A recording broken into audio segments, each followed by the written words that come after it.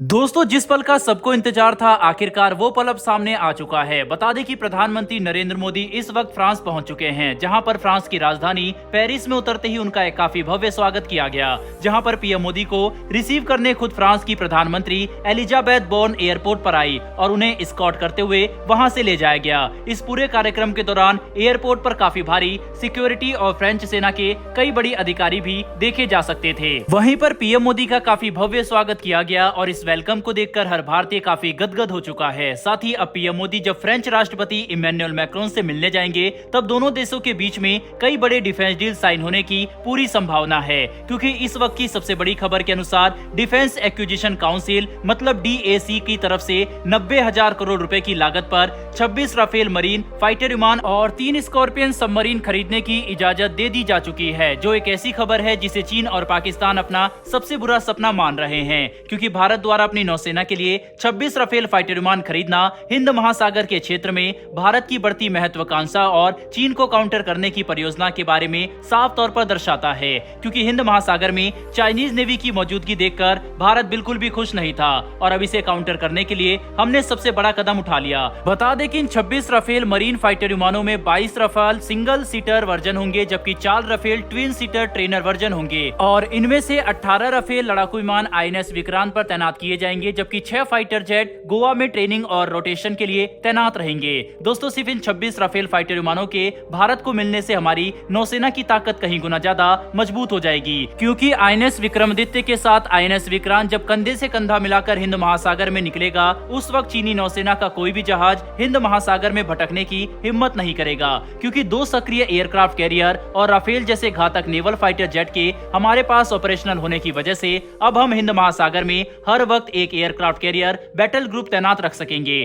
साथ ही जब भी हमारा एक एयरक्राफ्ट कैरियर 3 या 4 साल में मेजर रिपीट के लिए जाएगा, तब भी हमारे पास एक एयरक्राफ्ट कैरियर सक्रिय रहेगा, जो काफी बड़ा एडवांटेज है और ये बात चीन भी अच्छे से समझता है। इसीलिए वो हिंद महासागर में भारत से टक्कर लेने की गलती नहीं करेगा। दोस्तों, इतना ही नहीं बल्कि अब क्योंकि रक्षा मंत्रालय की तरफ से राफेल की खरीद को मंजूरी दे दी गई है, इसीलिए ये बात भी साफ हो गई है कि राफेल ने अमेरिका को हराकर भारत से ये डील जीत ली है और अब आने वाले काफी लंबे समय के लिए फ्रांस भारत का एक महत्वपूर्ण डिफेंस पार्टनर बन जाएगा, क्योंकि भारतीय वायुसेना पहले से ही 36 राफेल ऑपरेट करती है और अगर हमें 114 अतिरिक्त राफेल खरीदेंगे तो उससे राफेल का इकोसिस्टम ज्यादा मजबूत होगा, जो लोकल मैन्युफैक्चरिंग के साथ भारत के लिए इस रीजन में एक बड़ा बिजनेस हब भी बन सकता है। साथ ही एक और बड़ी डिफेंस डील के तहत अब हम फ्रांस से 3 अतिरिक्त स्कॉर्पियन सबमरीन भी खरीदेंगे, जो भारत के मझगांव डॉक लिमिटेड में मैन्युफैक्चर किए जाने वाले हैं। बता दें कि प्रोजेक्ट 75 के तहत भारतीय नौसेना ने 6 स्कॉर्पियन क्लास सबमरीन के ऑर्डर पहले ही दिए थे, जिनमें से 5 की डिलीवरी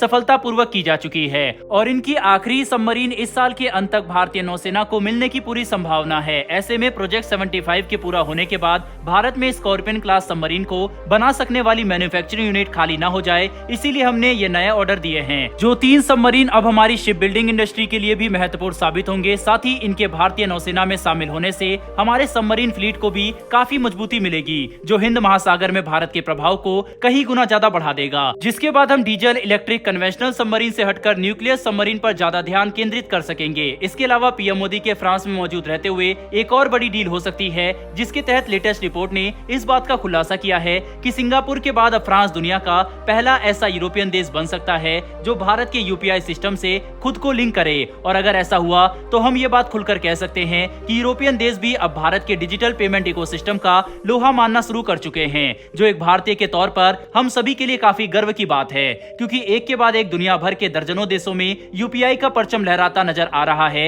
ऐसे में अगर फ्रांस यूरोप का पहला देश बनता है जो UPI को मान्यता दे, तो ये भारत के लिए बड़ी जीत होगी, क्योंकि फ्रांस में हर साल लाखों भारतीय टूरिस्ट और वर्किंग प्रोफेशनल के तौर पर तो जाते ही हैं, साथ ही भारी मात्रा में स्टूडेंट्स भी फ्रांस पढ़ाई करने के लिए जाना पसंद करते हैं। ऐसे में फ्रांस में अगर UPI लागू होता है तो इससे भारतीयों को काफी फायदा मिलेगा और रेगुलर बेसिस पर होने वाली पेमेंट की चिंता पूरी तरह से खत्म हो जाएगी। कुल मिलाकर समझने की कोशिश करें तो फ्रांस के साथ भारत अपने संबंध काफी ज्यादा गहरे कर सकता है, जिससे दोनों देशों का काफी फायदा होगा। चाहे बात UPI की हो या फिर फाइटर विमान की, फ्रांस हर क्षेत्र में भारत का एक अच्छा पार्टनर बनने का दम रखता है और ये बात भारत भी अच्छे से समझ चुका है। ऐसे में ये देखना काफी इंटरेस्टिंग होगा कि पीएम मोदी के इस विजिट के दौरान दोनों देशों के संबंध किन नई ऊंचाइयों को छूते हैं। बहरहाल दोस्तों, इस वीडियो में इतना ही, लेकिन भारत और फ्रांस की इस दोस्ती के लिए कमेंट बॉक्स में एक जय हिंद कमेंट जरूर लिखिएगा। साथ ही हमारी आने वाली डेली ऐसी वीडियो के लिए चैनल को सब्सक्राइब कर बेल नोटिफिकेशन अवश्य दबा लें। फिर मिलेंगे ऐसी एक नई वीडियो के साथ। धन्यवाद। जय हिंद।